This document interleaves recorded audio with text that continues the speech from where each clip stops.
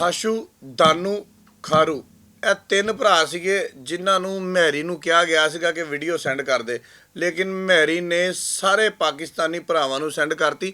ਨਾ ਸਿਰਫ ਪਾਕਿਸਤਾਨੀ ਭਰਾਵਾਂ ਨੂੰ ਬਲਕਿ ਬਾਹਰਲੇ ਮੁਲਕ ਦੇ ਵਿੱਚ ਜਿਹੜੇ ਭਰਾ ਬੈਠੇ ਹੋਏ ਸੀ ਨਾ, ਉਹਨਾਂ ਨੇ ਵੀ ਉਹ ਵੀਡੀਓ ਵੇਖ ਲਈ ਆ ਜਿਹੜੀ ਫਾਸ਼ੂ, ਦਾਨੂ ਤੇ ਖਾਰੂ ਨੂੰ ਜਾਣੀ ਚਾਹੀਦੀ ਸੀ। ਮੈਂ ਵਿਲਾਗ ਬਿਲਕੁਲ ਨਹੀਂ ਕਰਨਾ ਸੀ, ਲੇਕਿਨ ਅਸੀਂ ਫੇਸਬੁੱਕ ਦੇ ਉੱਪਰ ਲੋਕਾਂ ਦੇ ਕਮੈਂਟਸ ਪੜ੍ਹੇ ਜਿਹਦੇ ਉੱਪਰ ਲੋਕਾਂ ਨੇ ਲਿਖਿਆ ਸੀ ਸੈਂਡ ਮੀ। ਮੈਂ ਕਿਹਾ ਚਲੋ ਤੁਹਾਨੂੰ ਅਸੀਂ ਇੱਕ ਪਲੇਟਫਾਰਮ ਦੇ ਦਿੰਦੇ ਆ। ਜਿਸ ਭਰਾ ਨੇ ਨਹੀਂ ਵੇਖੀ ਉਹ ਵੀਡੀਓ ਫਾਸ਼ੂ, ਖਾਨੂ, ਦਾਰੂ ਤੋਂ ਇਲਾਵਾ, ਉਹ ਜਨਾਬੇ ਵਾਲੀ ਸਾਨੂੰ ਥੱਲੇ ਮੈਸੇਜ ਕਰੋ, ਅਸੀਂ ਉਹ ਵੀਡੀਓ ਤੁਹਾਨੂੰ ਸੈਂਡ ਕਰ ਦਿੰਦੇ ਆ। ਤੇ ਜਿਨ੍ਹਾਂ ਨੇ ਦੇਖ ਲਈ ਆ ਉਹ ਵੀ ਕਮੈਂਟ ਦੇ ਵਿੱਚ ਦੱਸੋ ਕਿ ਅਸਲ ਹਕਾਇਕ ਹੈ ਕੀ ਆ, ਇਹ ਚੱਲ ਕੀ ਰਿਹਾ ਵਾ ਇਸ ਵੀਡੀਓ ਦੇ ਵਿੱਚ।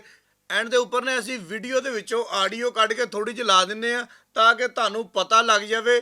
ਉਹ ਬੀਬੀ ਆਪਣੇ ਤਿੰਨ ਜਿਹੜੇ ਭਰਾ ਸੀ ਨਾ, ਡੌਗ ਦੇ ਪੁੱਤਰ, ਉਹਨਾਂ ਨੂੰ ਕਹਿਣਾ ਚਾਹ ਰਹੀ ਸੀਗੇ ਫਾਸ਼ੂ, ਦਾਨੂ ਤੇ ਖਾਰੂ ਨੂੰ ਇਹ ਕਹਿਣਾ ਚਾਹ ਰਹੀ ਸੀਗੀ ਕਿ ਇਹ ਹੁੰਦਾ ਜੇ ਮੈਰੀ, ਤੁਹਾਨੂੰ ਮੈਰੀ ਦਾ ਪਤਾ ਹੀ ਨਹੀਂ। ਮੈਂ ਸਿਰਫ ਮੈਰੀ ਨੂੰ ਚਾਹਨੀ ਆ ਤੇ ਮੈਰੂ ਨੇ ਫਿਰ ਜ਼ਾਹਰੀ ਬਾਤ ਆ, ਅੱਗੇ ਤੁਸੀਂ ਵੀਡੀਓ ਦੇਖੀ ਆ। ਜਿਹਨਾਂ ਨਹੀਂ ਦੇਖੀ ਫਟਾਫਟ ਉਹ ਵੀਡੀਓ ਵਾਸਤੇ ਥੱਲੇ ਕਮੈਂਟ ਕਰੋ, ਤੁਹਾਨੂੰ ਵੀਡੀਓ ਦਈਏ। ਤੁਸੀਂ ਵੀ ਭਰਾਵਾਂ ਦੀ ਲਿਸਟ ਵਿੱਚ ਸ਼ਾਮਲ ਹੋ ਜਾਓ। ਤੇ ਮੈਂ ਤੁਹਾਨੂੰ ਪਹਿਲੇ ਦੱਸ ਦੇਵਾਂ, ਮੈਂ ਵੀਡੀਓ ਵੇਖੀ ਕੋਈ ਨਹੀਂ, ਮੇਰੇ ਕੋਲ ਹੈ ਜ਼ਰੂਰ ਆ, ਲੇਕਿਨ ਮੈਂ ਸਿਰਫ ਆਡੀਓ ਸੁਣੀ ਆ।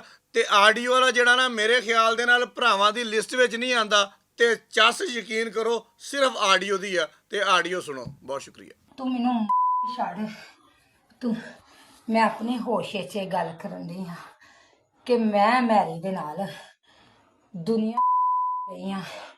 ਦੁਨੀਆ ਜਾਂ ਮੇਰੇ ਭਰਾਵਾਂ ਨੂੰ, ਬਾਸ਼ੋ ਨੂੰ, ਦਾਨੂ ਨੂੰ, ਖਾਰੂ ਨੂੰ ਵਹਾ ਦੇ। ਮੈਰੀ, ਮੈਨੂੰ ਨਹੀਂ ਕਿਸੇ ਦਾ ਡਰ।